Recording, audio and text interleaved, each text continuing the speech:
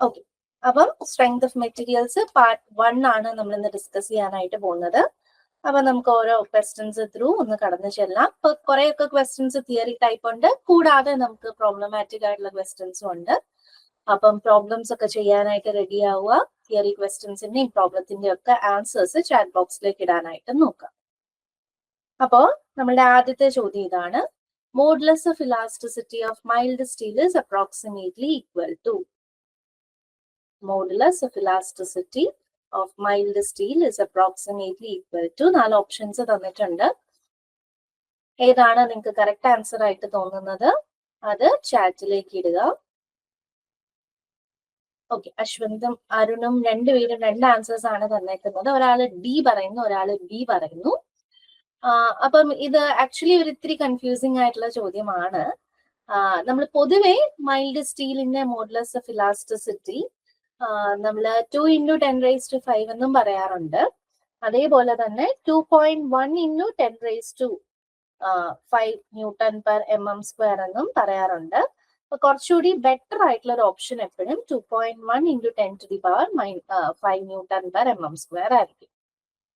Okay, അപ്പൊ അതുകൊണ്ട് തന്നെ നമുക്ക് നമ്മളുടെ modulus of elasticity of steel ആയിട്ട് പറയാനായിട്ട് പറ്റുന്നത് that is 210 kN/mm² ആണ്. ഇനി 210 ഇല്ല എന്നുണ്ടെങ്കിൽ നമുക്ക് വേണമെങ്കിൽ എന്തും എടുക്കാൻ പറ്റും, നമ്മളുടെ 200 എന്നുള്ളത് യൂസ് ചെയ്യാനായിട്ട് പറ്റും. അപ്പൊ കുറച്ചും കൂടി കൂടുതൽ കാണാറുള്ളത് 2.1 ആണ്. അപ്പൊ അതൊന്ന് ഓർത്ത് വെക്കുക. 2.1 ഇല്ലായിരുന്നുവെങ്കിൽ അല്ലെങ്കിൽ ദാറ്റ് ഈസ് 210 ഇല്ലായിരുന്നെങ്കിൽ നമുക്ക് കുറച്ചുകൂടെ 200 എന്നുള്ളൊരു ഓപ്ഷൻ വരാം. അപ്പൊ ഇത് രണ്ടും ഒരുമിച്ച് വരാനുള്ള സാധ്യത വളരെ കുറവാണ്. ഞാൻ ജസ്റ്റ് 2 ഓപ്ഷൻസും തന്നേ ഉള്ളൂ. കുറച്ചുകൂടി ഡീറ്റെയിൽ ആയിട്ട് നോക്കുമ്പോൾ 2.1 × 10⁵ Nm². ഓക്കെ, പിന്നെ നമ്മളിത് കൺവേർട്ട് ചെയ്ത് കഴിയുമ്പോൾ നമുക്ക് കിട്ടുന്നതാണ് kN/mm² എന്നുള്ളത്. ജസ്റ്റ് ന്യൂട്ടനെ നമ്മൾ എന്താക്കി മാറ്റുന്നു, kN ആക്കി മാറ്റുന്നു. നെക്സ്റ്റ് ക്വസ്റ്റ്യൻ ആണ്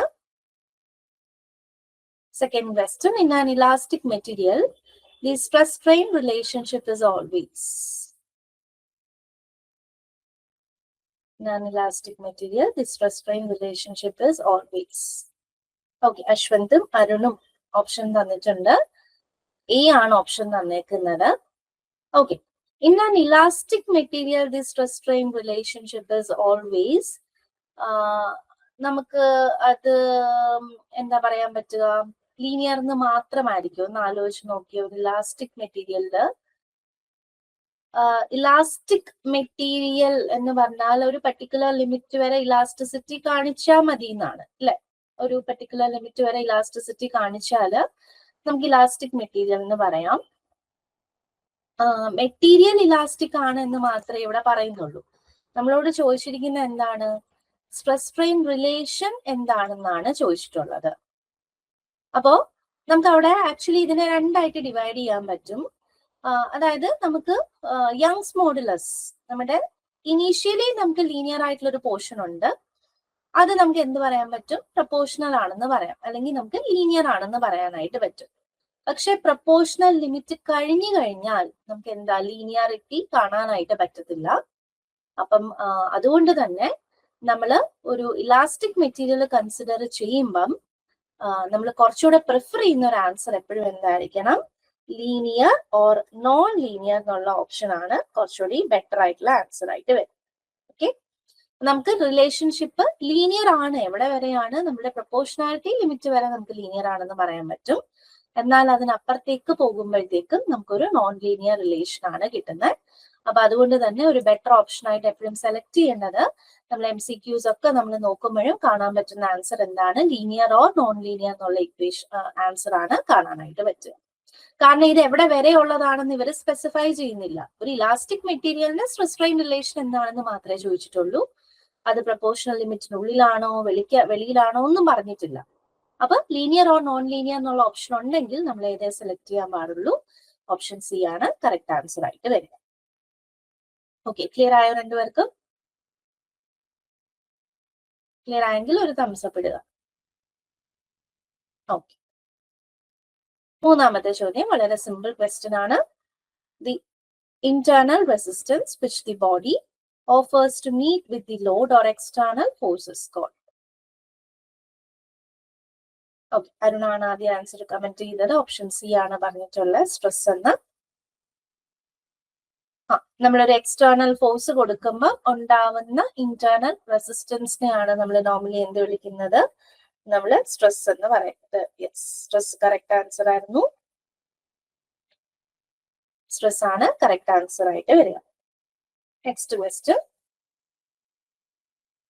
A steel bar of 5 mm is heated from 15 degrees Celsius to 40 degrees Celsius and it is free to expand. The bar will induce. Okay, Arun answer തന്നിട്ടുള്ളത് ഓപ്ഷൻ എ ആണ് തന്നേക്കുന്നത്, no stress എന്ന്. അപ്പൊ മറ്റാർക്കെങ്കിലും answer പറയാനുണ്ടെങ്കിൽ പറയാം. Okay, അശ്വന്തും option A ആണ് തന്നിട്ടുള്ളത്. ഒരു steel bar 5 mm നീളമാണ്. It is heated from 15 degrees Celsius to 40 degrees Celsius and it is എന്താണ്? ഫ്രീ ടു എക്സ്പാൻഡ് എന്ന് തന്നിട്ടുണ്ട്. ഒരു സാധനം ഫ്രീ ടു എക്സ്പാൻഡ് ആണെങ്കിൽ അവിടെ എന്തുണ്ടാവുന്നില്ല? നമുക്ക് പ്രത്യേകിച്ച് സ്ട്രെസ്സോ കാര്യങ്ങളോ ഒന്നും ഉണ്ടാവുന്നില്ല. ആര് കാരണമാണ്? ടെമ്പറേച്ചർ ചേഞ്ച് കാരണം പ്രത്യേകിച്ച് സ്ട്രെസ് ഒന്നും ഉണ്ടാവുന്നില്ല. ഓക്കെ, നോ സ്ട്രെസ് ആണ് correct answer. Next question. Yes. The stress developed in the material without any permanent set is called.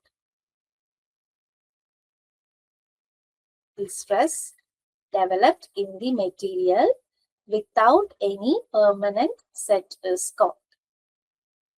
Question ഒന്ന് ശ്രദ്ധിച്ച് വായിച്ചിട്ട് ഓപ്ഷൻ കമന്റ് ചെയ്യാം. ഓക്കെ, ആരും കമന്റ് ചെയ്തിട്ടില്ല. ഒന്ന് രണ്ട് പ്രാവശ്യം ഒന്ന് വായിക്കുമ്പോൾ കിട്ടും. ഓക്കെ, രാഹുൽ ആണ് ആദ്യം കമന്റ് ചെയ്തേക്കുന്നത്. ഈൽഡ് സ്ട്രെസ് എന്നാണ് പറഞ്ഞിട്ടുള്ളത്. വേറെ ആർക്കെങ്കിലും നിങ്ങൾക്ക് ആൻസർ പറയാൻ താല്പര്യം ഉണ്ടെങ്കിൽ കമന്റ് ചെയ്യാവുന്നതാണ്. ഓക്കെ, ഫവാസും ഈൽഡ് സ്ട്രെസ് ആണ് തന്നിട്ടുള്ളത്. അപ്പൊ ഇവിടെ എന്താ തന്നേക്കുന്നത്? Stress developed in the material without any permanent set. അതായത് പെർമനന്റ് ഡിഫോർമേഷൻസ് ഒന്നും ഇല്ലാതെ ഉണ്ടാകാൻ പറ്റുന്ന സ്ട്രെസ് ഈ കൂട്ടത്തിൽ ഏതാണ്? അപ്പൊ അത് ഏതായിരിക്കും? ദാറ്റ് ഈസ് ആക്ച്വലി എന്താണ്? ഇലാസ്റ്റിക് ലിമിറ്റ് ആണ്. ഇലാസ്റ്റിക് ലിമിറ്റ് എന്ന് പറഞ്ഞാലും എന്ത് തന്നെയാ അത്? ഇലാസ്റ്റിക് സ്ട്രെസ്സിനെ കുറിച്ചല്ലേ? ആ ഒരു ലിമിറ്റിൽ ഉണ്ടാകുന്ന സ്ട്രെസ് എന്താണ്? അതാണ് നമ്മൾ ഇലാസ്റ്റിക് ലിമിറ്റ് എന്ന് പറയുന്നത്. ഇലാസ്റ്റിക് ലിമിറ്റ് കഴിഞ്ഞു കഴിഞ്ഞാൽ പിന്നെന്തായി? പെർമനന്റ് ഡിഫോർമേഷൻ ആയി, പ്ലാസ്റ്റിക് ആയി മാറുന്നു. അപ്പൊ നമ്മുടെ ഈൽഡ് സ്ട്രെസ്സും അൾട്ടിമേറ്റ് സ്ട്രെസ്സും ബ്രേക്കിംഗ് സ്ട്രെസ്സും എല്ലാം എന്താണ്? പെർമനന്റ് ഡിഫോർമേഷൻസ് ഉണ്ടാകുമ്പോൾ ഉള്ളതാണ്.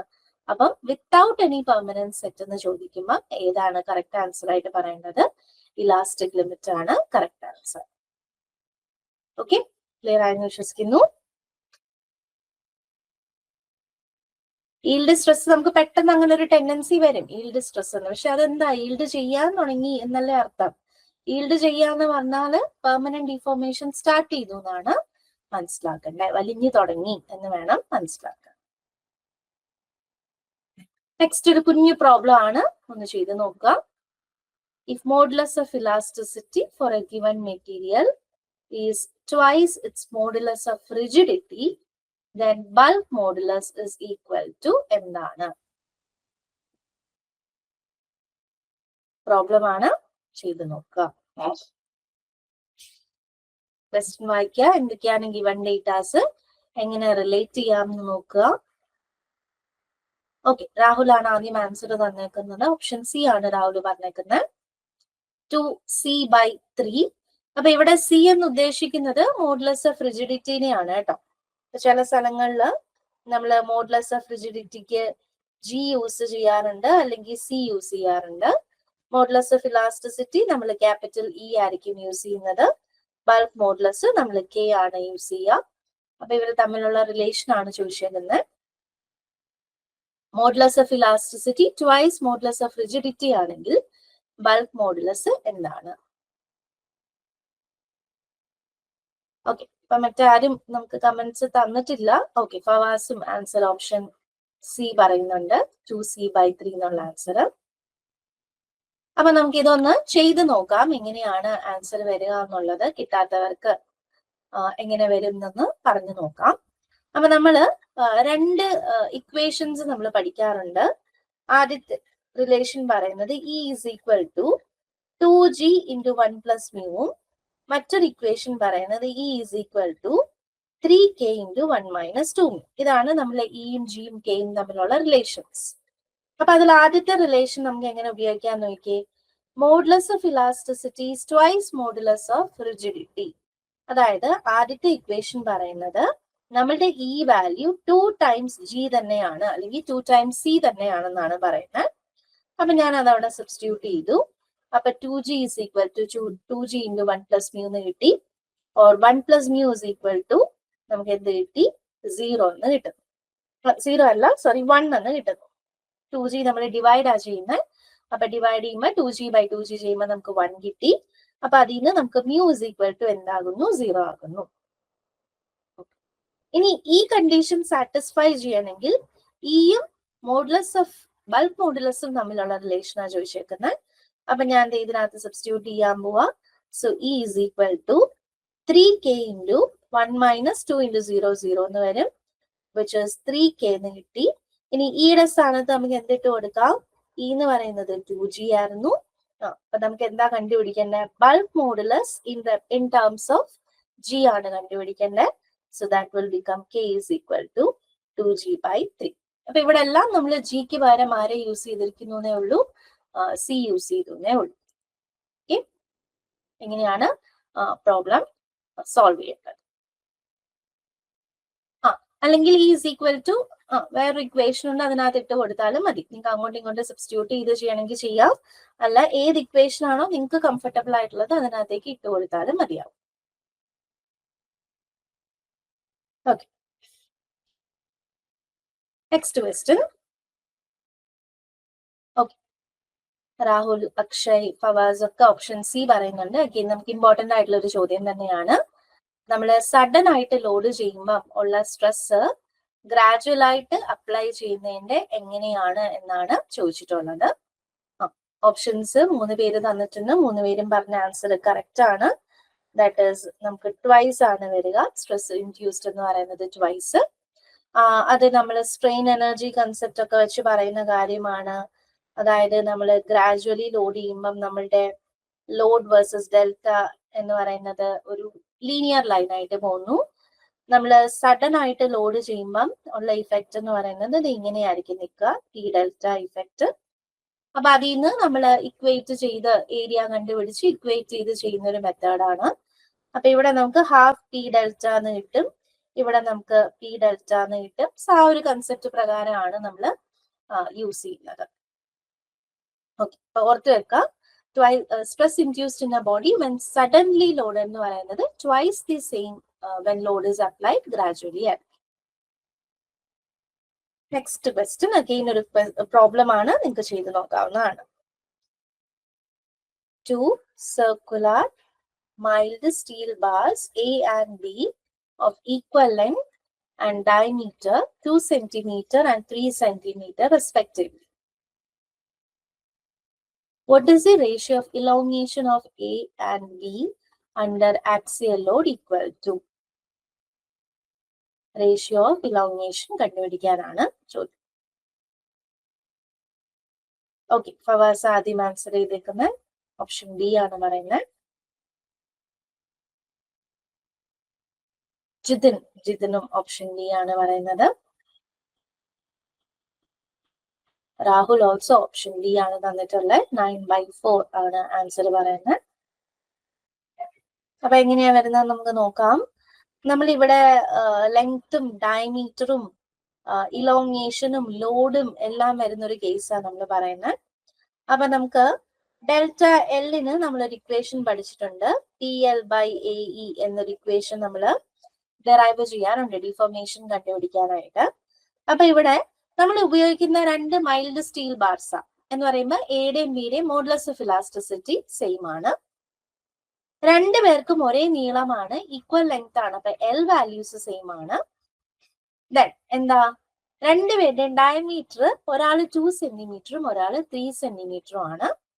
ഇനി നമുക്ക് അറിയാവുന്ന കുറച്ച് കണ്ടീഷൻസ് നോക്കാം. അപ്പം നമ്മൾ രണ്ടുപേർക്കും ഒരേ ലോഡുമാണ് അപ്ലൈ ചെയ്യാൻ പോകുന്നതെങ്കിൽ ഡെൽറ്റ എൽ എന്ന് പറയുന്നത് പ്രപ്പോർഷണൽ ടു 1/a ആയിരിക്കും, അല്ലെങ്കിൽ delta L is inversely proportional to area. ഇനി നമുക്കറിയാം, നമ്മളൊരു സർക്കുലർ ബാർ എടുക്കുമ്പോൾ നമ്മുടെ ഏരിയ എന്തായി മാറുന്നു? π/4d² ആകും, ഇല്ല? അപ്പൊ നമ്മുടെ ഡെൽറ്റ എല്ലിനെ നമുക്ക് ഇൻവേഴ്സ്ലി പ്രപ്പോർഷണൽ ടു π/4d² എന്ന് എഴുതാം. അതിൽ π/4 അഗെയിൻ ഒരു കോൺസ്റ്റന്റ് ആയി. അപ്പൊ നമുക്ക് അതിൽ നിന്ന് delta L is inversely proportional to d² എന്ന് വരും. or delta L1/delta L2 is equal to എന്താകണം? d2/d1 the whole square. Value substitute ചെയ്യാം. രണ്ടാമത്തെ ഡയമീറ്റർ 3 ആയിരുന്നു, ആദ്യത്തെ ഡയമീറ്റർ 2 ആയിരുന്നു. അപ്പൊ 3² എന്ന് വരും, which is 9/4. ഇങ്ങനെ കമ്പാരിസൺ ടൈപ്പ് ക്വസ്റ്റ്യൻസ് ഒക്കെ നമ്മുടെ ഇക്വേഷൻ വെച്ച് ഒത്തിരി ചോദിക്കാവുന്നതേ ഉള്ളൂ. നെക്സ്റ്റ് ക്വസ്റ്റ്യൻ, ഇത് നിങ്ങൾക്ക് ഒരിത്തിരി ചെയ്യാനുണ്ട്, ഒന്ന് ആലോചിച്ച് തന്നെ ചെയ്യാനുള്ള ഒരു ചോദ്യമാണ്. അപ്പൊ ക്വസ്റ്റ്യൻ ഒന്ന് വായിച്ചിട്ട് ഒന്ന് ട്രൈ ചെയ്യാം. ഓക്കെ, അക്ഷയ് ആണ് ആദ്യ ആൻസർ തന്നെ, ഓപ്ഷൻ ബി ആണ് അക്ഷയ് പറയുന്നത്. ഓക്കെ, രാഹുലും ആൻസർ തന്നിട്ടുണ്ട് 2.5. അശ്വന്തും ഓപ്ഷൻ പറയുന്നത് 2.5 ആണ്. ഓക്കെ, അപ്പൊ നമുക്ക് നോക്കാം. ഇവിടെ നമ്മളോടൊരു ഫാക്ടർ ഓഫ് സേഫ്റ്റി എത്രയാണ് എന്ന് കണ്ടുപിടിക്കാനാണ് ക്വസ്റ്റ്യൻ ചോദിച്ചേക്കുന്നത്. അപ്പൊ നമ്മളൊരു ടൈ ബാർ ഉണ്ടാക്കാനായിട്ട് പോകുന്നു. അപ്പൊ സേ ഫോർ എക്സാമ്പിൾ ഞാൻ ഒരു ടൈ ബാർ ക്രിയേറ്റ് ചെയ്യാൻ പോവാ. അങ്ങനെ ടൈ ബാറിൽ എനിക്ക് എന്ത് ക്യാരി ചെയ്യണം? ഒരു 80 kN ലോഡ് ക്യാരി ചെയ്യണം. ടൈ ബാറിന്റെ സ്പെസിഫിക്കേഷൻ തന്നിട്ടുണ്ട്. 50 mm/8 mm ആണ് ടൈ ബാറിന്റെ സ്പെസിഫിക്കേഷൻ. ഇനി ഈ ടൈ ബാർ ഉണ്ടാക്കിയിരിക്കുന്ന സ്പെസിമെൻ ഞാൻ കൊണ്ട് ടെസ്റ്റ് ചെയ്തു. ഓക്കെ, അപ്പൊ ഇതിന്റെ സ്പെസിമെൻ എടുത്ത് ഞാൻ ലാബിൽ കൊണ്ട് ടെസ്റ്റ് ചെയ്തു. അപ്പൊ ടെസ്റ്റ് ചെയ്തപ്പം സ്പെസിമെന്റെ ക്രോസ് സെക്ഷണൽ ഏരിയ 250 mm² ആണ്. ആ ഒരു സ്പെസിമെൻ എത്ര ലോഡ് ക്യാരി ചെയ്യാൻ പറ്റി? 125 kN ലോഡ് ആണ് ഈ ഒരു സ്പെസിമെൻ ക്യാരി ചെയ്തത്. അപ്പൊ നമ്മൾ പഠിച്ചിട്ടുണ്ട് ഇതൊരു ടൈ ബാർ ആണ്, ലോഡ് ക്യാരി ചെയ്യണം എന്നൊക്കെ വെച്ച് ഞാൻ ഇതൊരു മൈൽഡ് സ്റ്റീൽ ആണെന്ന് വേണമെങ്കിൽ ഞാൻ അസ്യൂം ചെയ്യുന്നു. അപ്പൊ അങ്ങനെയാണെങ്കിൽ നമുക്ക് കിട്ടുന്ന എന്താണ്? ഈൽഡ് സ്ട്രെസ് കിട്ടും. Okay, yield stress in case of mild steel ആണെങ്കിൽ ഈൽഡ് സ്ട്രെസ് എന്ന് പറയാം. ഇവിടെ നമ്മളോട് മാക്സിമം ലോഡ് എന്ന് തന്നേക്കുന്നതുകൊണ്ട് വേണമെങ്കിൽ നമുക്ക് അൾട്ടിമേറ്റ് സ്ട്രെസ് എന്ന് വിളിക്കാം, എന്താണെന്ന് അറിയാത്തത് കൊണ്ട്. അപ്പൊ ഞാൻ ഇവിടെ അൾട്ടിമേറ്റ് സ്ട്രെസ് എന്ന് എടുക്കുന്നു. അപ്പൊ എന്റെ സ്പെസിമെൻ എടുക്കാൻ പറ്റുന്ന അൾട്ടിമേറ്റ് സ്ട്രെസ് എത്രയാണ്? 125 kN ന്യൂട്ടൺ ആക്കാൻ 1000 വെച്ച് മൾട്ടിപ്ലൈ ചെയ്തു, ഡിവൈഡഡ് ബൈ 250. അപ്പൊ അത് ചെയ്യുമ്പം എനിക്ക് എന്താ കിട്ടുന്നത്? 1 times and 4 times. 125 into 4 എന്ന് പറയുമ്പം 500 Nm/mm² ആണ് നമ്മളുടെ ഈ ഒരു എടുത്തു വെച്ചിരിക്കുന്ന എലമെന്റിന്റെ അൾട്ടിമേറ്റ് സ്ട്രെസ്. ഇനി ഞാൻ ശരിക്കും ഈ എലമെന്റിലേക്ക്, ഈ ടൈ ബാറിലേക്ക് എത്രയാ കൊടുക്കാൻ പോകുന്നത്? 80 kN ആണ്. എത്ര ഏരിയ ത്രൂ ആ കൊടുക്കാൻ പോകുന്നത്? 50/8. അപ്പൊ എനിക്ക് എന്റെ വർക്കിംഗ് സ്ട്രെസ് കണ്ടുപിടിക്കാം. അതായത് എന്റെ ശരിക്കുമുള്ള ആള് എടുക്കുന്ന സ്ട്രെസ്സിനെ നമ്മൾ വിളിക്കുന്ന പേരാണ് വർക്കിംഗ് സ്ട്രെസ്. അപ്പൊ വർക്കിംഗ് സ്ട്രെസ് എങ്ങനെ കിട്ടും? 80 into 1000 ഡിവൈഡഡ് ബൈ 50 into 8 എന്ന് കിട്ടും. അപ്പൊ ഞാൻ സോൾവ് ചെയ്യുമ്പം ഇത് 8ഉം പോയി 10 ആയി, 50 ഇതും പോയി, എത്ര വന്നു? 2000 എന്ന് വന്നു, അല്ലെ? 2000 അല്ലേ വരുന്നേ? 80 into 1000 divided by 400.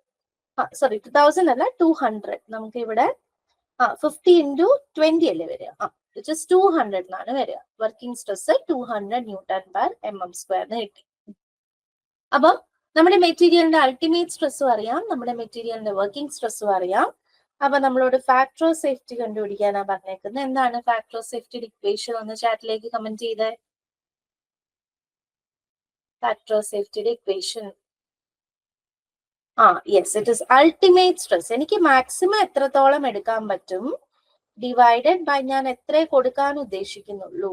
Yes, ultimate by working stress ചെയ്യുമ്പോൾ നമുക്ക് ഫാക്ടർ ഓഫ് സേഫ്റ്റി കിട്ടും, വിച്ച് ഇസ് 500 ബൈ 200 ചെയ്യുന്നു. അപ്പൊ അതിൽ നമുക്ക് ഫാക്ടർ ഓഫ് സേഫ്റ്റിയുടെ വാല്യൂ എന്ന് കിട്ടും 2.5 കിട്ടും. ഓക്കെ, ഇങ്ങനെയാണ് ഈ ഒരു ക്വസ്റ്റ്യൻ നമ്മൾ അപ്രോച്ച് ചെയ്യേണ്ടത്. അപ്പൊ നിങ്ങളോട് എപ്പോ ഫാക്ടർ ഓഫ് സേഫ്റ്റി എന്ന് പറഞ്ഞൊരു ചോദ്യം ചോദിച്ചാലും അവിടെ രണ്ടാൾക്കാരുണ്ടോന്നൊന്ന് കണ്ടുപിടിക്കാം. അതായത് ഒരു അൾട്ടിമേറ്റ് സ്ട്രെസ് നമുക്ക് മെഷർ ചെയ്യാൻ പറ്റുന്നുണ്ടോ, ഒരു വർക്കിംഗ് സ്ട്രെസ് മെഷർ ചെയ്യാൻ പറ്റുന്നുണ്ടോ നോക്കാം. ജസ്റ്റ് സബ്സ്റ്റിറ്റ്യൂട്ട് ചെയ്താൽ മതി. Okay, next question. 1 megapascal is equivalent to എന്താ? ഓക്കെ, അക്ഷയ്, രാഹുൽ, അശ്വന്ത് ഒക്കെ കമന്റ് ചെയ്തിട്ടുണ്ട്.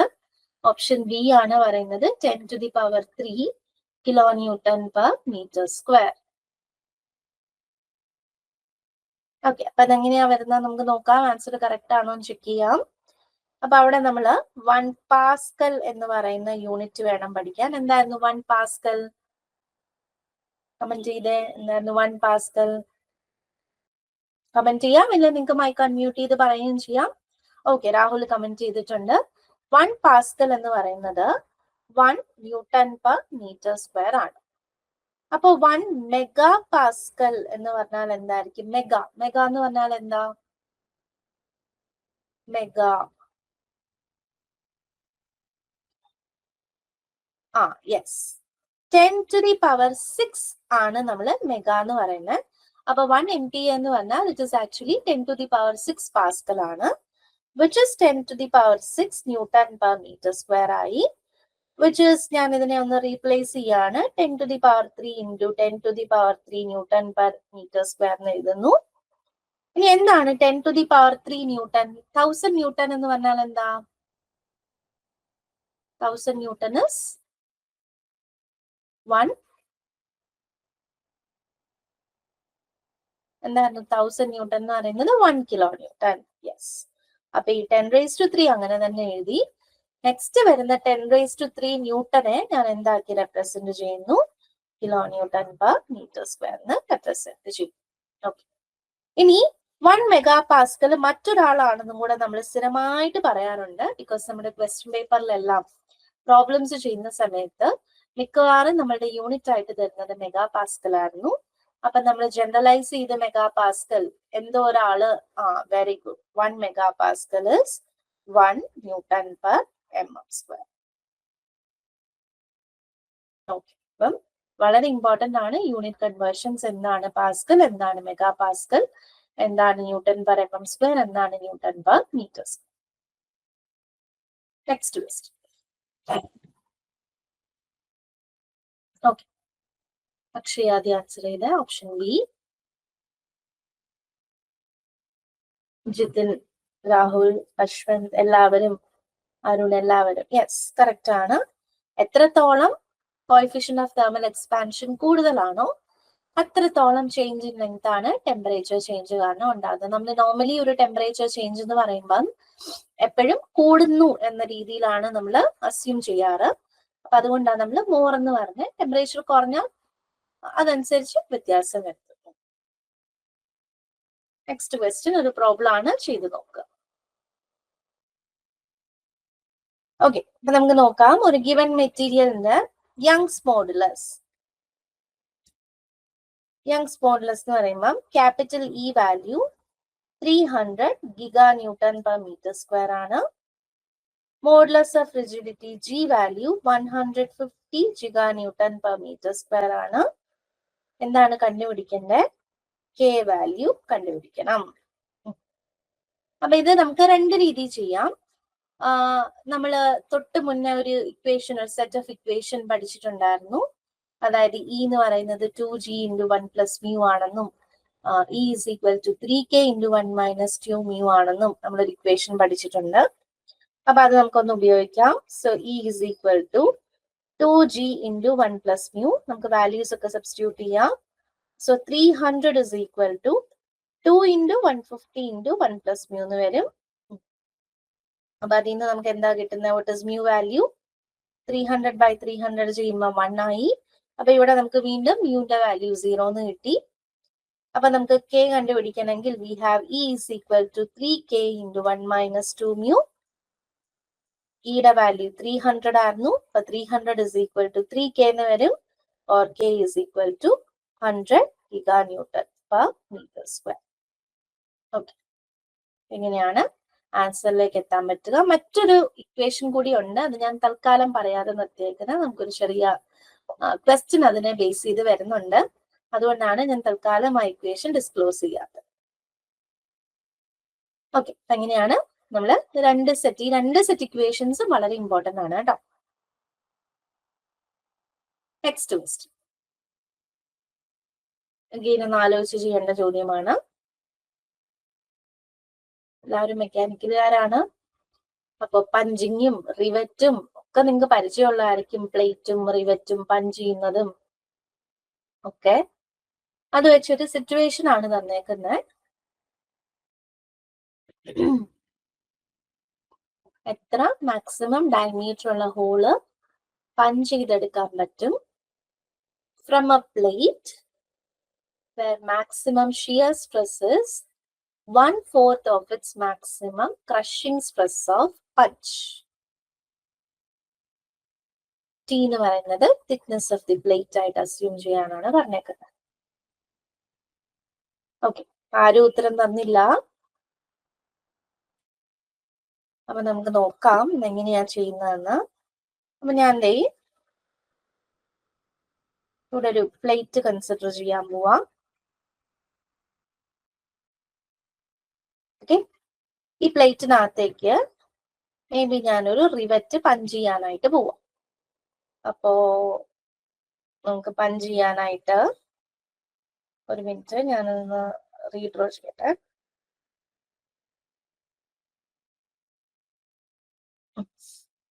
അപ്പൊ ഞാൻ ഇവിടെ ഒരു റിവറ്റ് അടിക്കാൻ പോവാം. ഇവിടെ ഒരു റിവറ്റ് പഞ്ച് ചെയ്ത് കയറ്റാൻ പോവാണ്. അപ്പൊ പഞ്ച് ചെയ്യുമ്പം എത്ര മാക്സിമം ഡയമീറ്ററിൽ പഞ്ച് ചെയ്യാമെന്നാ ചോദിച്ചേക്കുന്നത്. ഈ ഒരു നമ്മളുടെ പ്ലേറ്റിന്റെ തിക്നെസ് T ആയിരിക്കണം. ആൻഡ് എത്ര ഡയമീറ്റർ ഉള്ള ഹോള് നിങ്ങൾക്ക് പഞ്ച് ചെയ്യാനായിട്ട് പറ്റും എന്നാണ് ക്വസ്റ്റ്യൻ ചോദിച്ചിട്ടുള്ളത്. രണ്ട് കണ്ടീഷൻസ് തന്നേക്കുന്നത്. എന്താണ്? നമ്മൾ പഞ്ച് ചെയ്യുമ്പോൾ ഉണ്ടാവുന്ന മാക്സിമം ഷിയർ സ്ട്രെസ് എന്ന് പറയുന്നത് 1/4 മാക്സിമം ക്രഷിംഗ് സ്ട്രെസ് ആയിരിക്കണം. ഓക്കെ, മാക്സിമം ഷിയർ സ്ട്രെസ് എന്ന് പറയുന്നത് 1/4 ഓഫ് ക്രഷിംഗ് സ്ട്രെസ് ആയിരിക്കണം. അപ്പൊ ഒന്ന് ആലോചിച്ച് നോക്കാം. നിങ്ങൾ ഒരു പഞ്ചിങ് മെഷീൻ ഉപയോഗിച്ച് ഒരു പേപ്പർ പഞ്ച് ചെയ്യാൻ പോവാം. അപ്പൊ പഞ്ച് ചെയ്യാൻ പോകുമ്പോൾ നിങ്ങളത് എങ്ങനെയാണ് ഫോഴ്സ് അപ്ലൈ ചെയ്യാൻ പോകുന്നത്? അപ്പൊ ആദ്യം നമ്മൾ ഫോഴ്സ് അപ്ലൈ ചെയ്യുമ്പോൾ നമ്മുടെ പേപ്പർ ഒന്ന് ക്രഷ് ആകും. അപ്പൊ ക്രഷ് ആകുമ്പം സേ ഫോർ എക്സാമ്പിൾ ഇതാണ് നമ്മൾ പഞ്ച് ചെയ്യാൻ പോകുന്ന അത്രയും ഭാഗം എന്ന് വിചാരിക്കും. ഓക്കെ, ഇതാണ് നമ്മൾ പഞ്ച് ചെയ്ത് മാറ്റേണ്ട പോർഷൻ എന്ന് വിചാരിക്കുക. അപ്പൊ ഞാൻ ഇതിലേക്ക് F ഫോഴ്സ് അപ്ലൈ ചെയ്യാൻ പോകുന്നു. അപ്പൊ നമ്മൾ ക്രഷിംഗ് എന്ന് പറയുന്നത് എപ്പോഴും പഠിക്കുന്നത് എന്താണ്? ഫോഴ്സും അതിന്റെ പെർപെൻഡിക്കുലർ ആയിട്ടുള്ള ഏരിയനെ വെച്ച് പറയുന്നതാണ് ക്രഷിംഗ്. അപ്പൊ ഇതാണ് നിങ്ങളുടെ ഡയമീറ്റർ D എങ്കിൽ നമുക്ക് നമ്മുടെ ക്രഷിംഗ് സ്ട്രെസ്സിനെ എങ്ങനെ എഴുതാൻ പറ്റും? ക്രഷിംഗ് സ്ട്രെസ് എന്തായിരിക്കും? ആരെങ്കിലും ഉണ്ടെങ്കിൽ മൈക്ക് അൺമ്യൂട്ട് ചെയ്ത് പറയാം. സ്ട്രെസ് ആണ്. സ്ട്രെസ്സിനെ നമ്മൾ എങ്ങനെയായിരിക്കും എഴുതുക? ഓക്കെ, ക്രഷിംഗ് ആകുമ്പം അക്ഷയ് പറഞ്ഞാണോ ക്രഷ് ചെയ്യാന്ന് പറയുമ്പോൾ നമ്മള് ഏരിയ ക്രോസ് സെക്ഷണൽ ഏരിയക്ക് പെർപെൻഡിക്കുലർ ആയിട്ടുള്ള ലോഡ് അപ്ലൈ ചെയ്യുന്നത്. അപ്പൊ എന്തായിരിക്കണം? ഫോഴ്സ് ഡിവൈഡഡ് ബൈ ഏരിയ എന്ന് പറയുമ്പോൾ πd² ആയിരിക്കണ്ടേ? ഓക്കെ, πd² ആണ് ഞാൻ ആ ഷെയ്ഡ് ചെയ്ത് വെച്ചിരിക്കുന്ന ഭാഗം. ഇനി നമ്മൾ ചെയ്യുമ്പം ഞാൻ ഇങ്ങനെ പഞ്ച് ചെയ്യാൻ നോക്കുമ്പം ഞാൻ താഴോട്ട് പഞ്ച് ചെയ്യാൻ നോക്കുമ്പം ഈ സൈഡിലുള്ള മെറ്റീരിയൽ എല്ലാം എന്ത് ചെയ്യാൻ നോക്കും? ഓപ്പോസിറ്റ് ആയിട്ട് അതിനെ റെസിസ്റ്റ് ചെയ്യാൻ നോക്കും. അതായത് നമ്മൾ ആ പഞ്ച് ചെയ്യാൻ ഉദ്ദേശിക്കുന്ന ആ ഒരു സർക്കുലർ പോർഷന്റെ ചുറ്റുമുള്ള സ്ഥലത്ത് നമുക്കൊരു റെസിസ്റ്റൻസ് കാണാൻ പറ്റും. അപ്പൊ ഞാൻ അപ്ലൈ ചെയ്ത ഫോഴ്സിന് പാരലൽ ആയിട്ടാണ് എന്റെ റെസിസ്റ്റൻസ് നിൽക്കുന്നത്.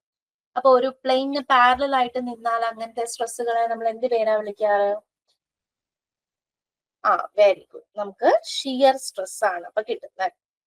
അപ്പൊ ഷിയർ സ്ട്രെസ്സിന്റെ ഇക്വേഷൻ നമുക്ക് എങ്ങനെ എഴുതാം? അഗെയിൻ സ്ട്രെസ് എന്ന് പറയുന്നത് ഞാൻ അപ്ലൈ ചെയ്യുന്ന ഫോഴ്സ് ഡിവൈഡഡ് ബൈ ഏരിയ.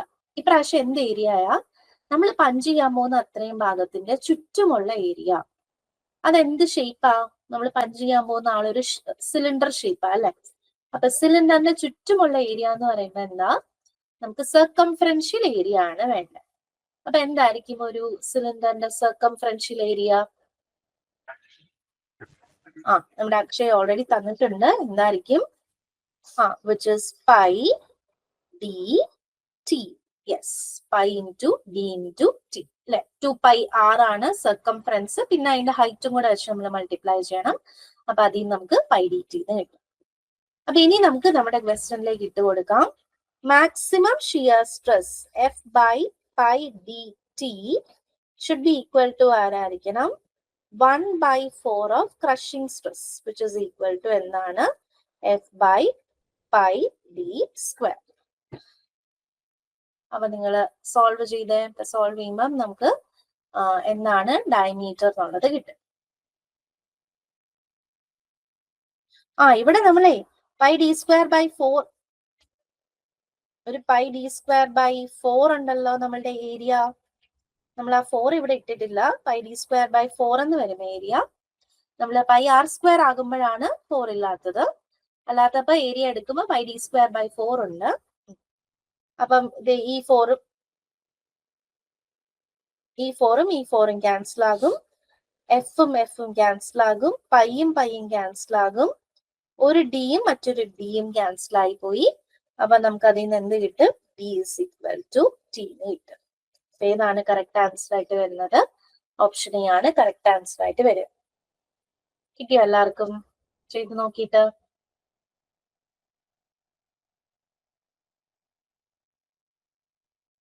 നമ്മള് ഏരിയ ക്രോസ് സെക്ഷണൽ ഏരിയയില് പൈ ഡി സ്ക്വയർ ബൈ 4 ആണ് സർക്കിളിന്റെ ഏരിയ.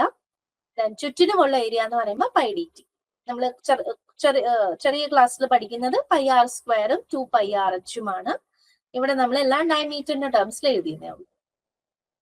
നിങ്ങൾക്ക് ക്ലിയർ ആയെങ്കിൽ ഒരു തംസ് അപ്പ് ഇടുക. ഓക്കെ, ക്ലിയർ ആയി.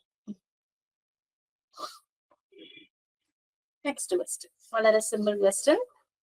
The deformation per unit length is called. Rahul ജീത്തിനൊക്കെ ആൻസർ തന്നിട്ടുണ്ട്. കറക്റ്റ് ആൻസർ ആണ് സ്ട്രിംഗ്. ഡിഫോർമേഷൻ per യൂണിറ്റ് ലെങ്തിനെ വിളിക്കുന്ന പേരാണ് സ്ട്രിംഗ്. നെക്സ്റ്റ് ക്വസ്റ്റ്യൻ, അത് എളുപ്പമാണ്, എന്നാൽ ഒരു ഇത്തിരി ഇമ്പോർട്ടന്റ് ക്വസ്റ്റ്യനും ആണ്. Maximum limit of stress up to which stress strain relationship in a mild steel bar is linear is called. Okay, Arun, Ashwanth, Jithin ഒക്കെ ഡി ആണ് തന്നേക്കുന്നത്. അക്ഷയ് ഓപ്ഷൻ എ ആണ് തന്നേക്കുന്നത്. അപ്പം നമ്മുടെ കറക്റ്റ് ആൻസർ, എപ്പോ നമ്മളോട് സ്ട്രെസ് സ്ട്രെയിൻ റിലേഷൻഷിപ്പ് ലീനിയർ എന്ന് ചോദിച്ചോ നമ്മൾ ഫസ്റ്റ് പ്രയോറിറ്റി കൊടുക്കേണ്ടത് ആർക്കാണ്? പ്രൊപ്പോർഷണാലിറ്റി ലിമിറ്റിന് വേണം കൊടുക്കാൻ. ഓക്കെ, ഇനി പ്രൊപ്പോർഷണാലിറ്റി ലിമിറ്റ് നിങ്ങൾക്ക് കാണാനില്ല ഓപ്ഷനിലെങ്കിൽ നമുക്ക് എവിടെ പോകാം? ഇലാസ്റ്റിക് ലിമിറ്റിലേക്ക് പോകാം. കാരണം മൈൽഡ് സ്റ്റീലിന് 2 വാല്യൂസും ഓൾമോസ്റ്റ് അടുത്തടുത്താണ്. അപ്പൊ പ്രൊപ്പോർഷണാലിറ്റി ലിമിറ്റ് ഓപ്ഷൻ ഉണ്ടെങ്കിൽ ഉറപ്പായിട്ടും പ്രൊപ്പോർഷണാലിറ്റി ലിമിറ്റ് തന്നെ വേണം ആൻസർ ആയിട്ട് പറയാൻ. അതില്ലെങ്കിൽ മാത്രം എന്തിലോട്ട് പോകാൻ പാടുള്ളൂ? ഇലാസ്റ്റിക് ലിമിറ്റിലേക്ക് പോകാൻ പാടുള്ളൂ.